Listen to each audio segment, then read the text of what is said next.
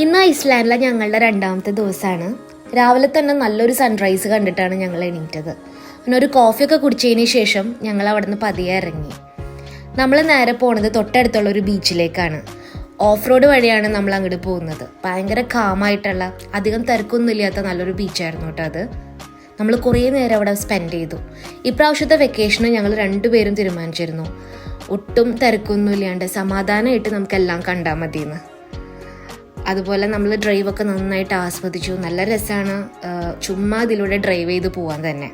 അതിനുശേഷം ലഞ്ചൊക്കെ കഴിക്കുന്ന സമയമായപ്പോൾ നമ്മളവിടെ വണ്ടി പാർക്ക് ചെയ്തു ഒരു സ്ഥലത്ത്. എന്നിട്ട് നമ്മുടെ വണ്ടിയുടെ ഉള്ളിൽ സ്റ്റൗവും അതുപോലെ തന്നെ ഫോൾഡബിൾ ആയിട്ടുള്ള ടേബിളും ചെയേഴ്സൊക്കെ ഉണ്ടായിരുന്നു. നമ്മളതൊക്കെ പുറത്തെടുത്തതിന് ശേഷം നമ്മൾ അവിടെ നിന്ന് തന്നെ കുക്ക് ചെയ്തു കേട്ടോ. ഫുഡൊക്കെ കുക്ക് ചെയ്തു. നമ്മൾ അവിടെ തന്നെ ഇരുന്ന് ഫുഡ് കഴിച്ചു. നല്ല അടിപൊളി എക്സ്പീരിയൻസ് ആയിരുന്നു അത്.